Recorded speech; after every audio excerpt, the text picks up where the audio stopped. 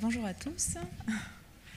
Je remercie déjà Alice, merci, et les organisateurs de m'avoir invité aujourd'hui à vous parler donc de contrats d'hétéro-rééducation guidée et d'ateliers d'hétéro-rééducation guidée qui sont à destinée des aidants qu'on a mis en place depuis quelques mois, qu'on met en place encore toujours dans le service de rééducation de l'hôpital Albert Chenevier à Créteil, et plus spécifiquement dans l'unité que je dirige qui s'appelle l'unité de soins prolongés complexes, qui est destinée à des patients qui sont neurologiques lourds et qui se chronicisent donc.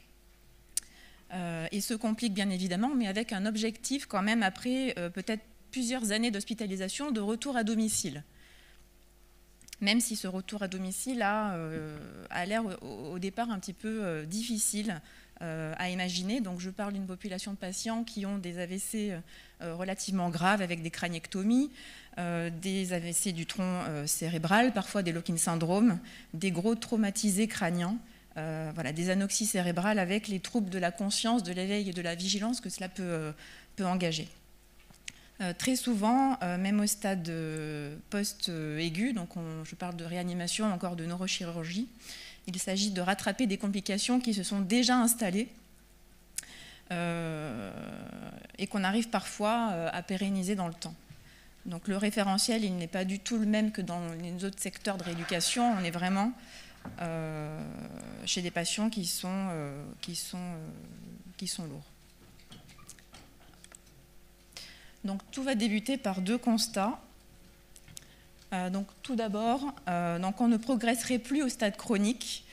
Donc c'est une idée qui est fausse. Maintenant, beaucoup d'études dans la littérature le montrent et montrent le contraire. Au stade chronique, on peut espérer progresser. Mais bon, après, sur quels critères est-ce qu'on se base? Est-ce que c'est, comme dans la majorité des études, la vitesse de marche, le score fonctionnel au niveau du membre supérieur? Donc aujourd'hui, là, quand on parle de Lockheed syndrome, non, est-ce qu'on doit se baser en tout cas sur la récupération, sur la qualité de vie? Est-ce qu'on doit aborder une symptomatologie de douleur, de spasticité, du nursing, du Tardieu, qui est une échelle qui permet de quantifier l'extensibilité musculaire au niveau des bras et puis des jambes. Deuxième constat, la rééducation n'est pas utile au stade chronique, ou plutôt le défaut de rééducation n'est pas utile. En effet, on se rend compte que finalement, il y a une corrélation entre le temps de rééducation qui est très clairement insuffisant, y compris au stade chronique et au stade aigu, donc de la réanimation à notre USPC, et puis par extension lors du retour à domicile. Donc, où en sommes-nous? Dans les études, on se rend compte que la kinésithérapie de ville ne serait pas efficace, en tout cas pas de façon significative, et qu'en pratique, beaucoup de patients AVC vont avoir des prescriptions de rééducation qui vont progressivement être arrêtées. Donc on parle de concept de fin de rééducation, ou sinon converti en une rééducation qui va être qualifiée une rééducation d'entretien, kinésithérapie d'entretien, qui va être régulièrement renouvelée par le médecin traitant ou le spécialiste, car en fait on a estimé qu'on a atteint un certain plateau de récupération. Donc que penser en fait de ce plateau? Donc il y a beaucoup d'études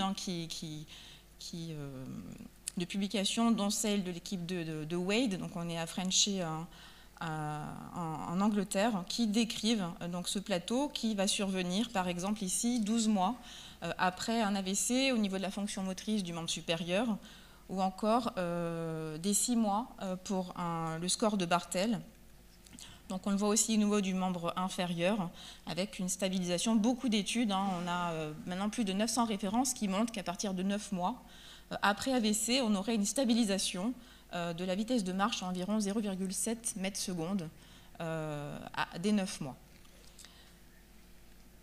Donc ce plateau ne dure finalement pas, en fait. On se rend compte que si on va au-delà de 2-3 ans d'études, il va s'effacer pour laisser entrevoir et s'installer une pente relativement douce de dégradation des performances. Léonard dans le Montana et Ophélie Pilat en France en 2018 l'ont publié. Alors que si on devait choisir des critères de jugement, chez nos patients donc de salles neurologiquement lourds, souvent tétraparétiques, hémiparétiques, parfois peu communicants, il est vraiment nécessaire de changer le référentiel. Mais alors à cette question, sur quoi doit-on se baser? Est-ce qu'il faut, pour suivre nos patients, étudier l'extensibilité musculaire, qu'elle soit passive ou l'étude de la fameuse spasticité dont on parle beaucoup? Est-ce qu'il faut étudier la position corporelle, qui va être un mélange en tout cas de myopathie spastique, on va en reparler, de dystonie spastique? Est-ce qu'il faut s'intéresser à la qualité du nursing, la facilité de l'habillage, le change, la toilette? Est-ce que le degré de communication est prépondérant? Faut-il s'intéresser au degré aussi d'éveil, de vigilance, de conscience, ou encore aux douleurs, pour baser finalement notre évaluation, pour juger ce fameux changement.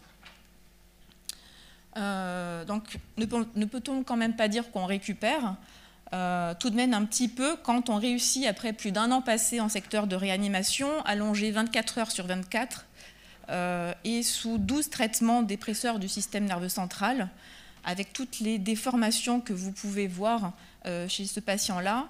Ne peut-on pas dire qu'on réussit tout de même à récupérer ou à progresser si on arrive à l'installer confortablement dans un fauteuil, assis, à horizontaliser ses pupilles vers le monde pour finalement voir le monde et avoir comme projet avec sa famille à court ou même moyen terme de pouvoir faire des permissions le week-end et de pouvoir un jour espérer rentrer à la maison. Quand on pose cette question, combien de temps peut-on espérer des progrès grâce à la rééducation après un AVC à une population de kinésithérapeutes en première, deuxième et troisième année de formation, à des kinés diplômés en HURE et à des médecins en noir? On se rend compte que 2 tiers des kinés diplômés et des médecins pensent qu'on ne progresse que dans les 2 premières années après un AVC. Et que seulement 1 tiers d'entre eux pensent que l'on pourra progresser toute sa vie grâce à la rééducation, c'est-à-dire grâce à leur travail. On réalise que ce plateau finalement statistique dont on parlait est avant tout un plateau bas dans l'activité de rééducation. En effet, si on s'intéresse au temps quotidien de rééducation, qui va englober au départ, au début d'hospitalisation, de la kiné, globalement après de l'orthophonie, l'ergothérapie, l'APA, la neuropsychologie, etc. Au départ, donc, il est estimé à 2 heures dans les premières semaines qui suivent un AVC. Concrètement, c'est très souvent en deçà de ça. Moi, je passe tous les lundis en réanimation neurotraumatologique et globalement, chaque patient a 30 minutes de kinésithérapie par jour. Ces fameuses 2 heures vont très très rapidement s'effondrer et plafonner pour atteindre, vous le voyez là, 11 minutes par jour de kinésithérapie en ville à la fin de ces fameux 9 premiers mois post-lésionnels. Donc comment peut-on espérer fracturer ce plateau bas? Donc déjà 2 options vont s'offrir à nous qui ne vont surtout pas s'exclure. Commencer très tôt la rééducation, dès les premières heures, en réanimation, en USINV, en UNV, par un acte de prévention cortico-neuromusculaire, et également essayer de gagner du temps, d'augmenter le temps quotidien de rééducation, quel que soit le stade de la maladie. Cette fameuse prévention cortico-neuromusculaire va débuter dès les premières heures qui suivent la lésion, en tout cas doit débuter, car le risque n'est bien sûr pas vital, mais le risque est très clairement fonctionnel. Et va finalement être pérennisé dans les années qui suivront l'accident. En effet, la lésion cérébrale, la lésion cérébrale initiale va entraîner immédiatement une hypomobilisation de certains groupes musculaires qui va être induite par la lésion, par l'AVC et entretenue par la non-mobilisation qui provient du corps soignant.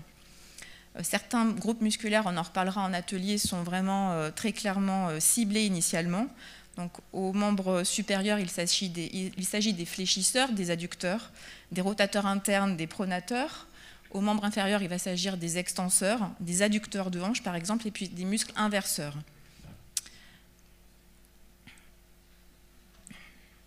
Cette hypomobilisation va faire le lit de deux pathologies distinctes qui vont s'auto-entretenir. Une pathologie musculaire périphérique locale, bien identifiée, qu'on appelle maintenant depuis plusieurs années la myopathie spastique, et qui correspond, si on simplifie beaucoup, à un raccourcissement du muscle. Les muscles vont se raccourcir et changer de structure. Et puis, en même temps, voilà une pathologie musculaire, neurologique centrale, qui va se traduire par une parésie, une faiblesse motrice de l'agoniste et des phénomènes d'hyperactivité que vous connaissez globalement sous le terme de spasticité, de cocontraction spastique, mais surtout de dystonie spastique. La dystonie spastique, c'est ce qu'on voit un petit peu chez les patients qui sont au repos. Ce sont ces fameuses contractions toniques involontaires par un excès de commande descendante et qui vont finalement déformer un petit peu les corps et qui vont aussi favoriser la pathologie musculaire sous-jacente en raccourcissant le muscle.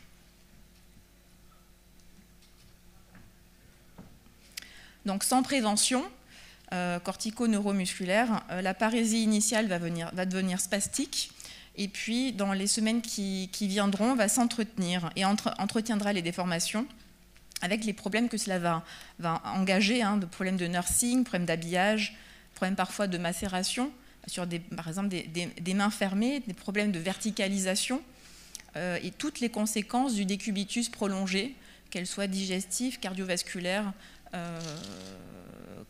cognitives, corticales, auditives, vestibulaires. Donc, vous pouvez voir ici quelques illustrations. Donc, à 4 semaines, voilà déjà en haut un jeune patient de 19 ans qui a eu un AVC dans le cadre d'une drépanocytose. Donc, on voit, voilà, il est à peu près à 1 mois du début de la symptomatologie et on voit déjà que son pied droit s'est modifié. Déjà, la déformation est apparue à seulement 4 semaines. En dessous, voilà une jeune patiente également qui a eu un AVC sylvien et qui présente une dystonie cervicale avec une latéroflexion du cou qui est très difficilement réductible, qui entraîne une perte de l'horizontalisation du regard dont je parlais tout à l'heure et une modification un peu de la perception du monde extérieur. Voilà les déformations à peu près 1 an plus tard, des équins, voilà les fameux équins, donc sur des rétractions des triceps susuraux, les muscles qui sont derrière le mollet, donc avec des pieds qui vont finalement s'équiniser, des dystonies cervicales en extension, vous voyez le patient en dessous, peut-être que ça pointe, non, j'ai pas de pointeur, excusez-moi. Voilà, et puis après, forcément des lésions qui vont survenir, parce qu'on n'est pas, les pieds peuvent parfois être un petit peu pris dans les barrières de lit, peuvent être un petit peu percutés dans le chariot douche, etc. Donc quand la déformation entraîne après la lésion qui va se pérenniser pendant plusieurs années, et pendant les années qui vont survenir, on parle alors de parésie spastique déformante sur le corps. Donc le début de cette prévention va bien sûr commencer par la diminution des médicaments antiplastiques, des médicaments par exemple, je pense aux opioïdes, à la morphine, à la codéine, aux antidépresseurs, aux traitements épileptiques, aux sédatifs, aux anxiolytiques, tous les traitements GABAergiques qui vont quand même devoir être au départ tous un petit peu évaluer, peser et parfois il faudra vraiment nettoyer l'ordonnance pour diminuer ces traitements qui vont altérer en tout cas la plasticité du système nerveux central. Ensuite, la préservation des muscles les plus à risque. Donc les muscles initialement les plus à risque sont les extenseurs d'épaule et puis les muscles du mollet. C'est eux qui vont se raccourcir très très rapidement après une fois qu'on est horizontalisé, qu'on a eu l'accident vasculaire, qu'il va falloir beaucoup mobiliser. Donc, qu'est-ce qu'on peut proposer? Des postures, donc à l'aide de sangles, de coussins, qui seront faites à la fois au lit et au fauteuil en fonction du patient, des étirements, donc on en reparlera tout à l'heure en atelier, des étirements humains. Donc bien sûr, c'est souvent le kinésithérapeute et l'ergothérapeute qui font ça. En dehors des séances, voilà, on a vu que le temps c'était difficile, et on essaye de pallier avec des outils un petit peu mécaniques. Donc systématiquement on propose des attelles d'étirement de poignets, des attelles d'étirement de cheville pour préserver les triceps suraux, les gastrocnémiens, les soléaires, les fléchisseurs des doigts, les fléchisseurs du poignet. Et puis des blocs neuromusculaires. Donc là, transitoirement, des injections de produits qui vont diminuer l'hyperactivité gênante. Donc généralement, on injecte avec de l'alcool en périneural ou encore de la toxine botulique intramusculaire. Et ça aura pour effet de détendre transitoirement les muscles qui seront bien sûr plus faciles à étirer en rééducation. Donc bien évidemment, je pense également aussi à toutes les mobilisations douces, par les moyens humains aussi, et après par le Kinetech par exemple, qui vont en plus de préserver les capsules articulaires, les surfaces articulaires, diminuer par exemple le risque d'ostéome. Les mises au fauteuil le plus rapidement possible, bien sûr en fonction de la possibilité du patient, et puis la verticalisation précoce. On reverra quelques photos tout à l'heure, quelques bords de lit si c'est possible, le stabilo parfois, des tables de verticalisation, des lits verticalisateurs, nous on en a 2 dans le service, et puis voilà maintenant un petit peu ce qui est en train un petit peu d'apparaître et puis de se développer et qui va sûrement beaucoup progresser dans les années futures, les exosquelettes de verticalisation et puis de marche. Donc la prévention doit débuter très rapidement. Je vous ai dit que je passais tous les lundis en réanimation à Mont-d'Or. Et je vois vraiment sous mes yeux ces déformations qui arrivent très vite. Dès les premières semaines, vraiment, on voit les corps qui se déforment. Et c'est un petit peu frustrant de se dire qu'on attend finalement, parce que le risque au départ est vital, et que finalement, on laisse tomber un petit peu le fonctionnel. Donc on essaye un petit peu de bouleverser ça. Maintenant, en réanimation, maintenant, ils ont quand même pris l'habitude de commander les attelles de poignets, les attelles les bottes en tout cas d'étirement. Et puis de posturer sur les muscles un petit peu clés, les patients, même au stade aigu. Vous avez ici un exemple d'attelle qui permet d'étirer les fléchisseurs du poignet, étirer les fléchisseurs des doigts, et puis l'adducteur aussi du pouce, le long fléchisseur également du pouce. Et puis un patient, là ça date, j'ai pris la photo cette semaine. Donc c'est le patient de tout à l'heure qu'on visualisait. Donc on le posture en abduction au niveau des hanches. Et puis en attendant ces bottes d'étirement vraiment rigides, on ne laisse pas pendre le pied dans le vide. On installe des bottes en mousse qui ne sont pas l'idéal, mais qui permettront en tout cas d'imposer un étirement sur les muscles qui sont à risque, qui sont situés derrière le mollet, jusqu'à ce qu'ils reçoivent son attelle. Là, vous avez un exemple de posture qui a été faite par la kinésithérapie de la réanimation, avec un membre supérieur, donc déjà une attelle de poignet qui est correctement mise, un membre supérieur qui va être mis en supination, et puis un membre supérieur, une épaule qui va être portée en abduction. Pour étirer le grand... 10 minutes. Encore 10 minutes. Il faut que je me dépêche. Oui. Voilà. Donc vous avez ce qu'on peut faire en tout cas en termes de prévention très précoce, et ce qu'on essaye d'instaurer en tout cas sur Mont-d'Or. Donc là on est en USC, c'est la suite de l'AREA. Cette patiente maintenant vous la reverrez tout à l'heure, elle a 30 ans, elle a fait une occlusion du tronc basilaire, et puis le traitement artériographique s'est pas très bien passé, donc elle est tétraparétique avec des troubles de communication, une trachéotomie, et puis maintenant une GPE. Et puis on a réussi, on fait de beau travail avec elle en ce moment. On fonctionne en contrat d'hétéroéducation et je vais vous en parler tout de suite. C'est 10 minutes questions incluses en fait. Juste pour vous dire qu'avec un petit peu, on va dire, de débrouillardise, on arrive à étirer et puis posturer les muscles clés dont on parlait tout à l'heure. Donc le temps de rééducation, comment l'augmenter? Finalement, quand l'augmenter? Partout, on l'a dit, depuis l'AREA jusqu'à chez nous, l'USPC, et après à la maison. Comment est-ce qu'on peut faire? Les moyens humains, on a bien compris, en 2022, sont limités. On a chacun des problèmes de rééducateurs, de manque de rééducation, que ce soit en libéral, à l'hôpital, c'est la même chose. Comment est-ce qu'on peut pallier? Donc bien sûr, il y a l'utilisation de machines. Donc nous, on a la chance d'avoir un exosquelette dans l'unité, en tout cas dans le service qu'on utilise, pour les patients qui sont horizontalisés vraiment de façon chronique. On a des lits verticalisateurs. Il y a certaines techniques, voilà, techniques de rééducation en vibration qui permettraient de diminuer l'hyperactivité, des neurostimulateurs aussi électriques. Autre façon de faire, et bien, finalement, on va impliquer de façon active les aidants. Et ça, c'est venu de façon toute naturelle. Finalement, nous, on a des durées d'hospitalisation qui sont longues, des familles qui sont présentes et qui, en fait, demandent à participer et à aider. Pour que ces familles, en tout cas et ses proches, deviennent acteurs de la rééducation à part entière pour le bien-être du patient. Le bien-être passe avant tout par la verticalisation. On n'est pas conçu pour l'horizontalisation chronique, hein. Quelle que soit la lourdeur du patient, on peut avoir, là je vous parlais des lits verticalisateurs, voilà, ça se présente comme ça, avec un système de sangles, et on peut, voilà, dans la chambre, en tout cas c'est le lit du patient dans lequel il dort, verticaliser jusqu'à la verticalité totale le patient pendant 10 minutes au départ, et puis après prolonger ce temps-là. Les tables de verticalisation aussi. Là, c'est un patient qui a un lock-in syndrome, qui a pendant longtemps refusé tout acte, en tout cas de rééducation, qui était très opposant aux soins. Et finalement, après, avec un petit peu un climat de confiance et puis la persévérance, on va dire, d'une de nos médecins, on a réussi, voilà, à essayer de le verticaliser sur table. Et en fait, il se trouve qu'il adore ça. Et qui maintenant, voilà, il est très très content d'être verticalisé. Et je pense qu'on va continuer un petit peu sur d'essayer d'autres choses avec lui.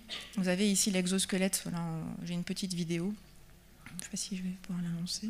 Hop là. Je suis désolée, il y a le signe. Bon.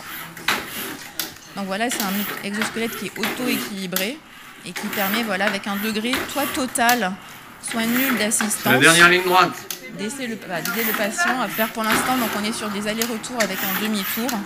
On est vraiment sur les prototypes initiaux et je pense qu'en termes de légèreté, fluidité, de commande aussi, on va progresser dans les années futures. Donc parlons un petit peu du contrat d'autorééducation qui repose sur un principe technique. On en a parlé tout à l'heure, hein, il y a certains muscles en tout cas qui sont ciblés, donc c'est vraiment l'antagoniste au mouvement. Je ne peux pas développer beaucoup plus que ça, mais on a vraiment, voilà, une technique de rééducation. Et surtout, ce qui est important, un principe psychologique, ça va être bien sûr la compliance de l'aidant. Sans aidant, forcément, la rééducation ne pourra pas être faite. Et donc, ce qui permet vraiment d'impliquer l'aidant, et ça date de toute la physiologie, on s'est beaucoup inspiré dans les contrats d'auto et hétéro-rééducation du sportif, c'est de constituer un registre, une base écrite qui permet de colliger, de notifier le travail qui a été fait et qui pourra ensuite être vu par le médecin qui jugera un petit peu de la qualité du travail et qui jugera, voilà, si on se rend compte que le patient n'a pas vraiment de progrès et qu'on a un registre qui n'est pas très bien rempli, on se dira que voilà, il n'y a pas eu en tout cas beaucoup de rééducation et on n'est pas vraiment surpris on ne sera pas surpris qu'il n'y ait pas l'effet escompté. Donc, quels sont les facteurs clés de plasticité musculaire? Donc, on les connaît très bien dans la littérature. On sait que l'étirement musculaire, que l'entraînement musculaire, la stimulation électrique, surtout périphérique, donc là on retombe sur les systèmes de neurostimulation, les TENS, sont des facteurs directs de plasticité musculaire. Donc en fait on va demander, donc le but bien sûr c'est d'allonger le muscle, certains groupes musculaires, des postures prolongées, des étirements prolongés pour lutter contre le raccourcissement physique et fonctionnel du muscle. Les étirements seront auto si possible, ou sinon hétéro-imposés par le kiné, l'ergo, et bien sûr, dans le cadre du contrat d'hétéro-rééducation pour les aidants de la famille. Alors, si on s'intéresse aux facteurs de plasticité cérébrale, quels sont les facteurs qui favorisent la plasticité cérébrale? Alors, bien sûr, la lésion. L'expérience comportementale également. Donc là, si un exercice est fait en contrainte, en intensité, en répétition, de façon consciente, c'est un facteur qui va induire de la plasticité cérébrale. Pardon. En plus, voilà, l'état psychique du patient, si le patient est dans un état, on va dire, soit émotionnel, psychique, avec de la musique ou des gens, les aidants par exemple, hein, on sait que comme ce sont des proches, et bien, finalement ça met un contexte vraiment psychique très favorable à la rééducation. on va induire en tout cas de la plasticité cérébrale, contrairement à justement contrairement à un comportement voilà, de non-utilisation, de repli sur soi ou de passivité. Et passons. Donc finalement, il s'agit de sortir du cercle vicieux du déconditionnement. La lésion initiale entraîne bien sûr des déficits, une hémiparésie par exemple, et puis l'hypomobilisation qui va être auto- et hétéro-imposée va entraîner une réduction de la plasticité. L'idée, voilà, c'est de contrecarrer cette hypomobilisation. Donc je vous ai dit, on repose sur les contrats. Ils vont comprendre de longues durées d'étirement quotidien, de l'entraînement stimulé quotidien, certains blocs faits de façon, on va dire, régulière lors de consultations en rééducation, et puis de la stimulation électrique périphérique.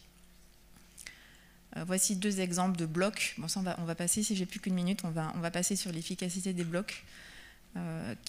Donc le bloc, en fait, l'efficacité peut être très rapide, mais après, il faut forcément qu'il y ait un acte de rééducation et d'étirement qui poursuivent en tout cas l'efficacité du bloc. Donc en pratique, on va apprendre en tout cas les gestes de rééducation lors d'ateliers qui sont destinés aux aidants. Donc lors de ces ateliers, il y a globalement entre 3 et 5 intervenants. Bien évidemment le patient, sa famille, ça peut être uniquement sa femme, ça peut être les enfants, ça peut être la tante, etc. Un soignant, généralement on essaye qu'il y ait une infirmière ou un aide-soignant, et puis un rééducateur, ergothérapeute, ergo, ortho, et puis un médecin. Donc ils sont personnalisés bien évidemment. On décide voilà, ensemble et puis en amont voilà, finalement du travail de rééducation qu'on va confier à la famille. Souvent en fait on n'arrive pas à s'occuper de toutes les parties du corps, donc on va décider de confier la rééducation, certains étirements à la famille. Donc des étirements quotidiens, la pause d'attelle aussi pour pouvoir avoir les attelles le week-end et puis le soir ou lors des permissions. Le week-end il n'y a pas de kinésithérapeute, donc le patient passe plus de 48 heures sans attelle. Donc on essaye aussi voilà, d'éviter ça. On peut aussi faire des ateliers pour sécuriser les transferts en vue des permissions, sécuriser la marche, apprendre à surveiller l'état cutané, notamment justement quand on demande voilà, des ports d'attelle, cutané global aussi. Là, bien sûr, hein, on a des patients trachéotomisés, donc là aussi, voilà, si on peut espérer qu'il y ait des permissions le week-end, on intègre les familles voilà, dans le processus de surveillance, d'aspiration. Et puis voilà, de la même façon, on fait aussi des ateliers qui concernent la déglutition ou encore le régime alimentaire et puis les soins aussi de gastrostomie. Donc là, je vais terminer par quelques photos d'ateliers. Donc là, il s'agit d'un atelier qui va permettre d'apprendre en tout cas à la sœur et puis à la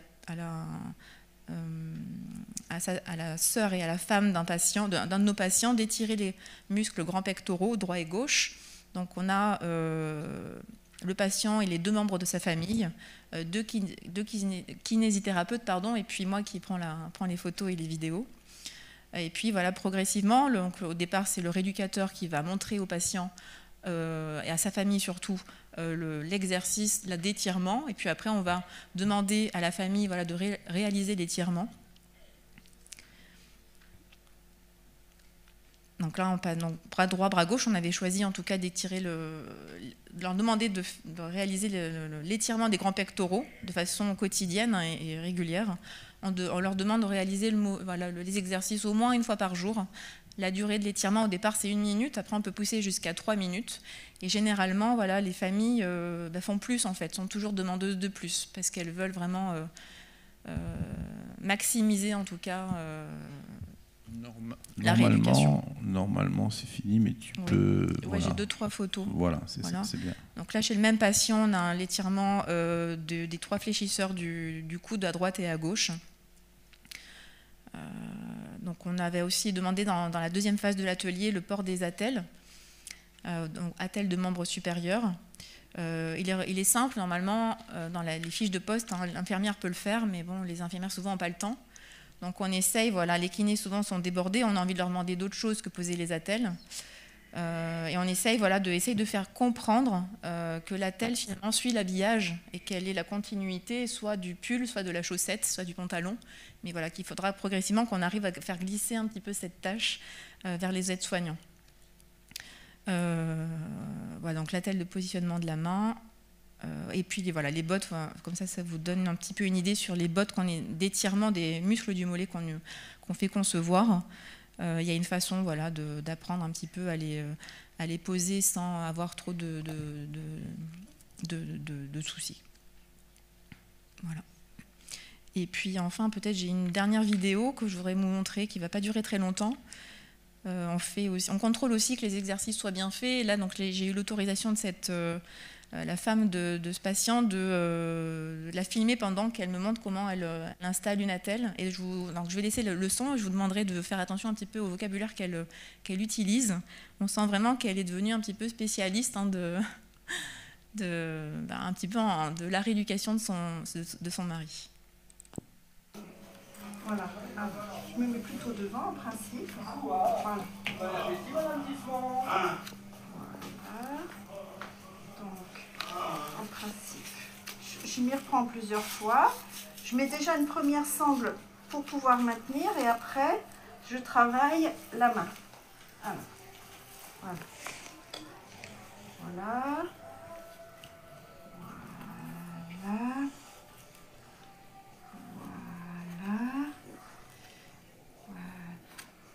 Voilà. Alors, j'étends le pouce. Je m'y reprends plusieurs fois. Voilà. Et là, c'est le plus délicat. C'est bien étendre la main. Voilà. Appuyez bien sur le dos, effectivement. Si vous voulez faire un bon point ici d'appui. Et dans l'axe. Voilà. Donc voilà. Donc là, après, je fixe la main. Le pouce ici, et je vais y retravailler peut-être. Hein. Alors là, je fixe là. Parfait. Et après, je vais revenir au pouce. Parfait. Pour bien travailler sur le pouce. Voilà. Là, il ne faut pas blesser. Donc, voilà. Voilà. Hop. Là, il faut trouver le bon placement du... Il n'est pas dans le bon sens, le pouce, en fait. Bonjour Pascal. Voilà. Et juste pour vous dire que sur la photo de droite, on voit que l'adaptation aussi du fauteuil est importante. Et depuis, je travaille avec 2 collègues. Et puis, l'une d'entre elles présente ici aujourd'hui, a eu l'idée de demander à la société, c'est la Garrigue, qui conçoit les fauteuils, de réaliser des accoudoirs qui sont mobiles. Et donc là, on arrive, comme vous voyez, à mettre l'épaule du patient gauche, en tout cas en flexion très importante, et à étirer, par exemple, son long chef du triceps plusieurs heures au fauteuil, en tout cas à chaque fois qu'il est installé sur son fauteuil. Marjorie, je crois. Il faudrait conclure. Voilà. Merci de votre attention. Ah ben voilà.